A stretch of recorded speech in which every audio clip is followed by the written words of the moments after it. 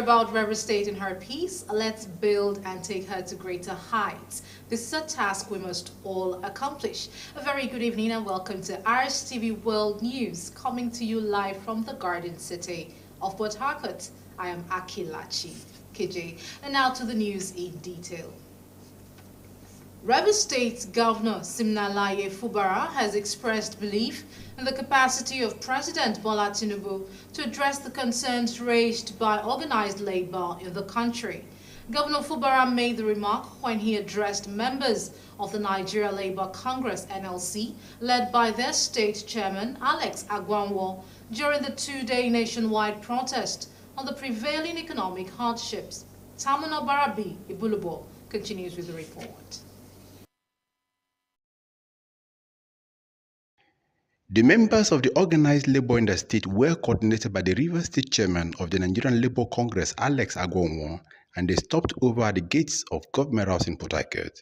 Governor Fubara, who addressed them, was represented by the head of the Rivers State Civil Service, Dr. George Weke. The governor was assured that the letter containing the demands handed over to him would be forwarded to the presidency. Governor Fubara, however, said his administration will continue to do whatever was within his powers to reduce the level of sufferings occasioned by the growing economic hardship. The governor explained that already his administration has provided palliative buses that are used by all residents, is developing 20,000 housing units for low-income earners to live in decent houses. Governor Fubara said aside completing the processes of employment of 10,000 youths into the state civil service, workers in all categories have been promoted with the directive that promotion be done whenever it was due. As the primus inter pares of all labor unions in Nigeria, Rivers State ranks as one of the best organized. I watch on television things that are supposed to be peaceful like this that are hijacked on the road by hoodlums. But that's marks of poor leadership. In your case, I can see that you are properly organized. I've listened to every presentation you have made here, and as the labor leader in the state has said, everything is included in this paper. I therefore want to assure you that I will carry this paper as presented to His Excellency, who has asked me to represent him on this special occasion. Yes, to all that listen to this paper as it was being read out, we can find that everything here, none is local, none originated from our local source here. They are all national issues. I have hope in the renewed hope agenda of the federal government. We have hope. So I know that His Excellency, the governor of the state, Sir Sim Fubara, GSS will also deliver this message as presented to the federal government. In his address, Rivers State Chairman of the Nigerian Labour Congress, Alex Agwanwo, urged the federal government to declare a state of emergency in the energy sector, increase investment in transportation, and end all levies collected from petty traders across the country. Subsequent to the recent nationwide protests called by the National Executive Council of the Nigerian Labour Congress, it is our considered opinion that we write to you at this time of great national distress that has left a huge majority of the citizenry and workers massively impoverished and hungry. We believe that together we can co-create programs and policies that will not only help reduce the suffering on the people, but we also create a final path out of this morass, which the crushing weight of unmitigated inflation and the hardship has imposed on us. Tamuno Barabi Ibulubo, Rstv News.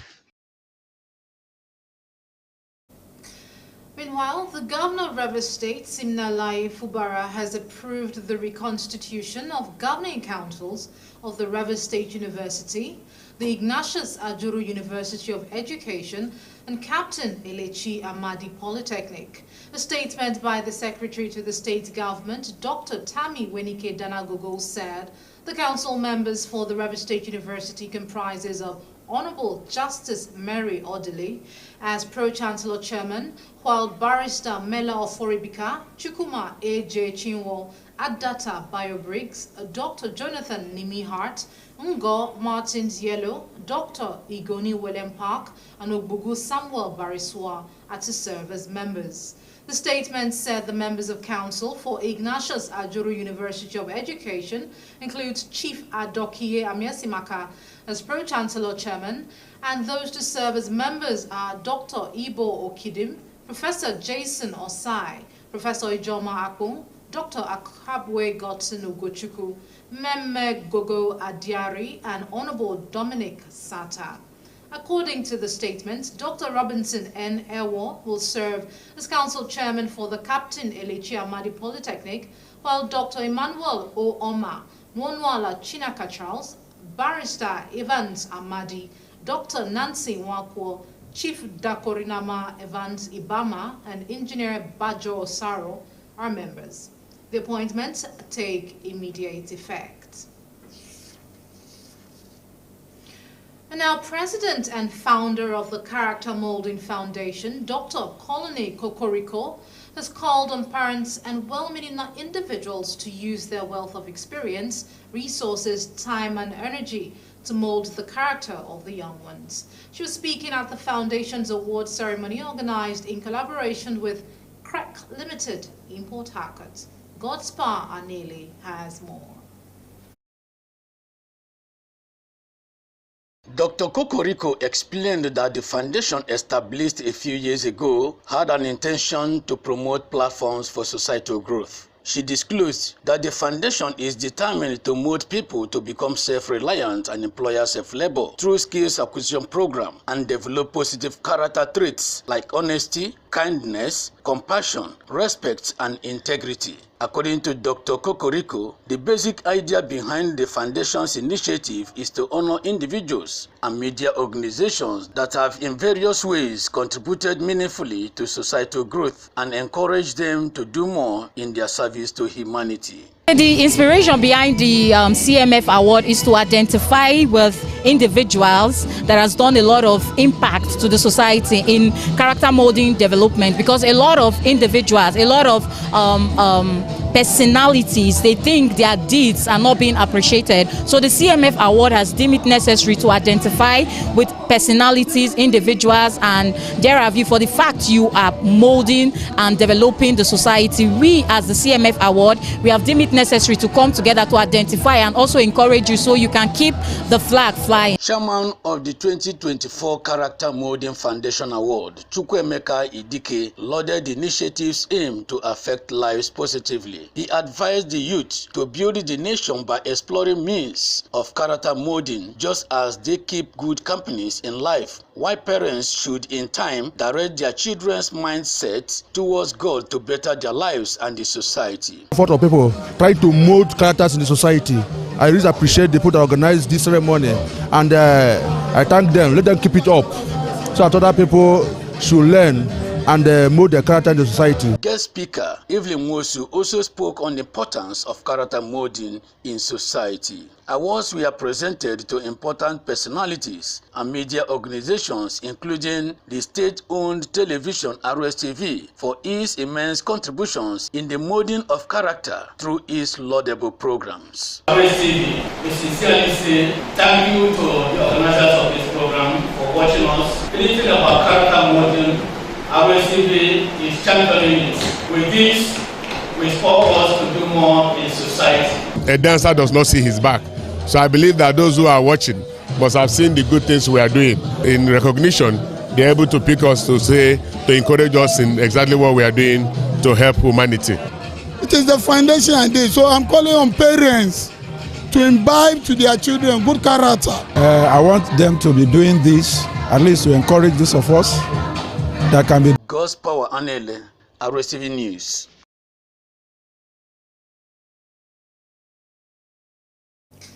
Chairman of Emoha local government area, Dr. Chidi Lloyd, has reiterated his administration's commitment to providing the enabling environment for health workers to deliver quality health aid to the people. He made the remark at the commissioning ceremony of Primary Healthcare Annex and Doctors' Lounge built by his administration. Emmanuel Emeonu was there, and his report is presented from our studios.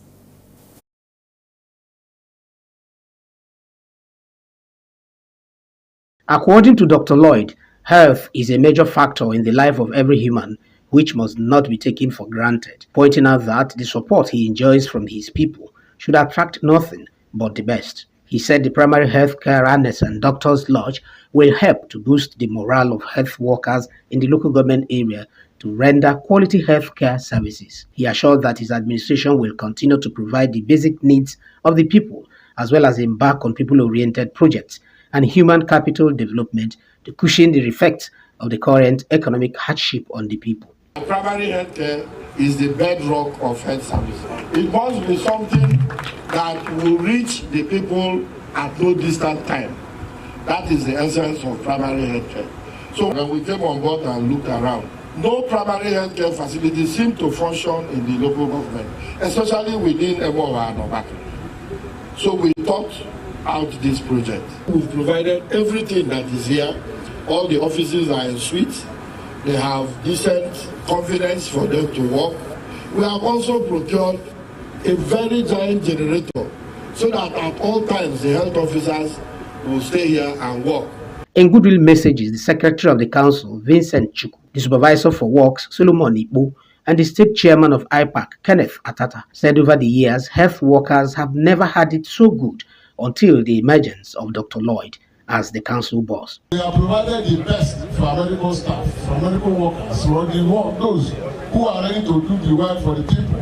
He didn't do it for a town, he didn't do anything for his house, he didn't do it for his people. For this particular project, you do not have any reason to complain as medical staff. This is a building that is sitting on 1,398 square meters. The total built-up area is 592 meters square. It has 9 offices. It has 4 toilets, 2 female toilets, and 2 male toilets. It has a doctor's lounge for the male and female doctors that may be on night duty as the case may arise. We are here today to encourage our brother, Dr. Chidi Lloyd, for what he's doing for us. Emoha Council is wearing a new look. Anybody doing medical job here, a doctor, a nurse, or a pharmacy, or a midwife, will be happy working in this environment because there is an upgrade to their facility. Inaugurating the newly constructed projects, Professor Kenny Kanwo Green pointed out that both modern facilities will stand the test of time. He charged traditional rulers and the youths in the area to work in synergy with the leadership of the local government to actualize the dreams of Dr. Lloyd. I saw a chairman that was very vibrant, very engaging. He was always, reaching out to us, and we also ensured that, we interfaced very well with him to ensure that we improved whatever facility that is in Emoha, especially in the primary health care space. The event was attended by political associates and dignitaries from all walks of life. The Central Bank of Nigeria's Monetary Policy Committee has raised the monetary policy rate by 400 basis points to 22.75% from 18.75%. Governor of the CBN, Yemi Cardoso, announced this after the first Monetary Policy Committee meeting for the year in Abuja. The MPR has been 18.75% since the last MPC meeting between 24 and 25 July 2023. He said the new MPR is part of moves to tackle the country's inflation. Cardoso, who chairs the MPC, also said the cash reserve ratio has been raised to 45%, while the liquidity ratio was left unchanged at 30%. The CBN chief also said over $26 billion has passed through the crypto app Binance Nigeria in the last 4 years. Meanwhile, the Central Bank of Nigeria has announced its decision to sell foreign exchange worth $20,000 to each eligible bureau de change operator across the country. This is coming more than 2 years after the suspended former CBN governor, Godwin Emefiele, stopped the sale of foreign exchange to BDC operators in that segment of the forex market. The Apex Bank disclosed this in a new circular issued and signed by the Director, Trade and Exchange Department, Hassan Mahmood. The circular read in part, the allocation will be sold at a rate of 1,301 naira to $1, reflecting the lower band rate of executed spot transactions at the Nigerian Autonomous Foreign Exchange Market as of the previous trading day.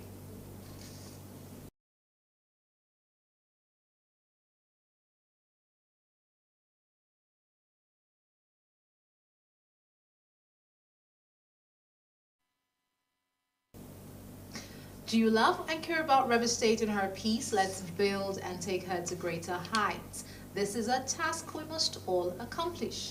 Now time for a short break, but up ahead, Israel, Gaza hope for ceasefire Monday next week. And in sports, Super Falcons secure spot in final round of qualifiers in women's football event at 2024 Olympics. More details shortly. Hello, my bro. Man, the rain is so heavy here. And there's so much traffic. I think we should postpone, huh? Not a chance. Aisha. We don't quit, guys. I'll be there. Done.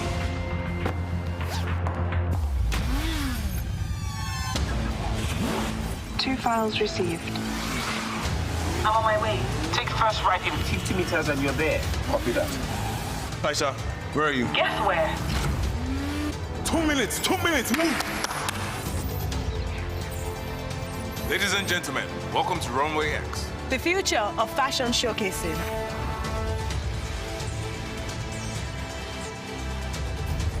Very impressive. How did you pull that off? With Nigeria's top tech talents. And Glow. Power your relentless ambition with ultra-high-speed data. Glow with pride. Awesome wonder and mighty ruler, the king of all the earth. I have said this, and I'm going to say it. My vision is not to buy private jets. My vision is not to drive the most expensive car. My vision is not to use the money of God to build expensive school that the members that contributed cannot attend. My vision is to use the resources of God, prepare people for heaven. My vision is to look for the lost souls, look for the prostitutes, look for the armed robbers, look for the killers, look for the assassins. Use the resources of God and rehabilitate them and prepare them for heaven. My vision is to look for children that cannot go to school, children that are roaming on the street. Use the resources of God, take them to a school, so that they can go to school and become better people tomorrow. That is my vision. OPS, Dr. Jesus in Action. Dr. Jesus in Action. God is here. This is Rstv World News. We bring you world-class news, accurate, first-hand, entertaining, balanced analysis. Rstv, Channel 22 Port Harcourt. You're welcome back. You're still watching Rstv World News. Now to the rest of our reports. The House of Representatives has called on the federal government to investigate and curtail the spread of an unidentified disease that has killed some people in Nafada local government area of Gombe State, Nigeria. Following the development, the House asked the Federal Ministry of Health and Social Welfare, as a matter of emergency, to urgently deploy its personnel to verify the nature of the disease. The House also urged the Nigeria Center for Disease Control and Prevention to put up surveillance measures to contain the spread of the disease and ensure that adequate treatment is extended to affected victims. The resolution followed the adoption of a motion under matters of urgent public importance moved by Abulai El Rashid.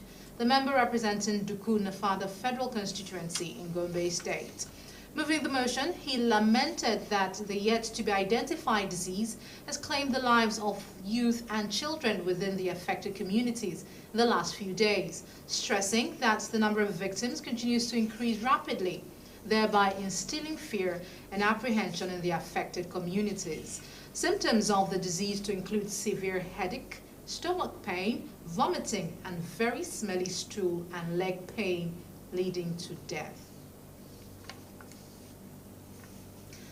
Joint Admissions and Matriculation Board (JAM) has said the sale of direct entry registration nationwide and in selected foreign centers will commence on 28 February 2024. The Public Communications Advisor at JAM, Fabian Benjamin, in a statement said the registration process closes on Thursday, 28 March. Benjamin noted that the sale of direct entry forms is open to foreign candidates desirous of attaining tertiary education in Nigeria through the direct entry mode. The JAM spokesperson assured the public that the board will continue to ensure a level playing field for all candidates, irrespective of status.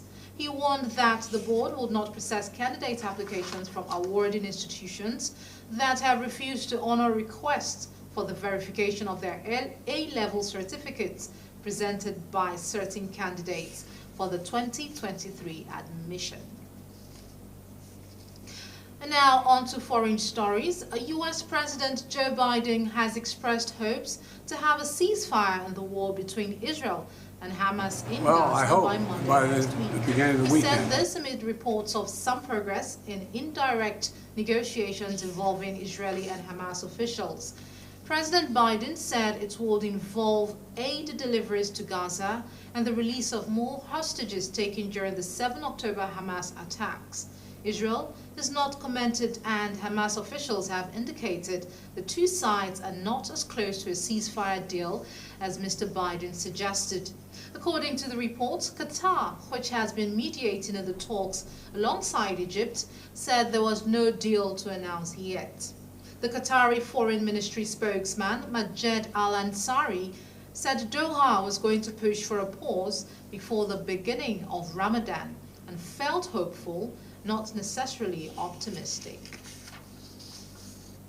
Still on foreign reports, French President Emmanuel Macron has said it is key for Europe's security to defeat Russia in Ukraine amid urgent pleas for more weapons from Kyiv. He was speaking in Paris, where he said that European leaders have agreed to set up a coalition to give Ukraine medium and long-range missiles and bombs. He added that there was no consensus on sending Western troops to Ukraine, but that nothing should be excluded.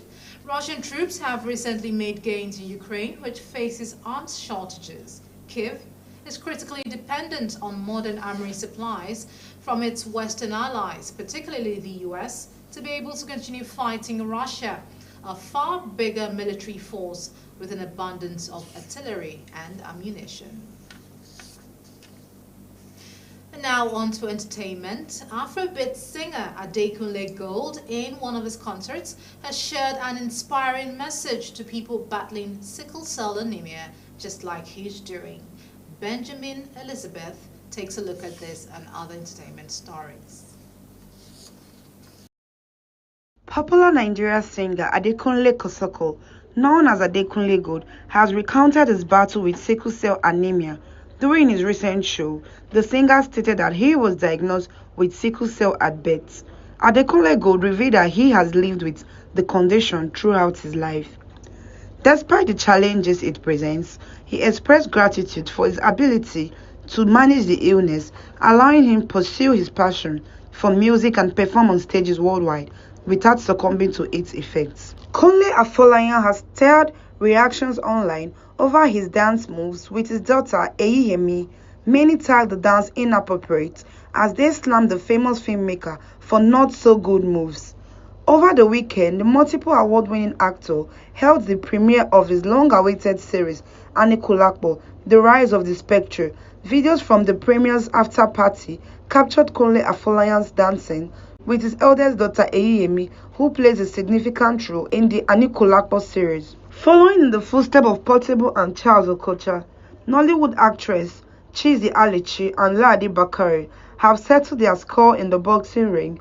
A series of videos that started making the rounds on social media on Sunday, February 25, 2024. The actress were seen exchanging jabs in the ring. Alichi represented the red corner, while Bakari represented the blue corner.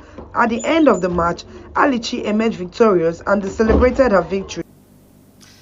And now, in sports, Nigeria Super Falcons have secured a spot in the final round of qualifiers for the women's football event at the 2024 Olympics by defeating Cameroon 1-0 on aggregate in the third round of qualifiers for the quadrennial games. The Falcons played a goalless draw at the Stade de la Super Reunification Douala on Friday, but managed to score a crucial goal against the Cameroonians at the Moshood Abiola Stadium, Abuja, on Monday. The Super Falcons are set to take on either Tanzania or South Africa in the final round of qualifiers. Just 2 teams from Africa will participate in the 2024 Olympics, scheduled to be held in Paris, France, from 26 July to 11 August 2024. The Falcons participated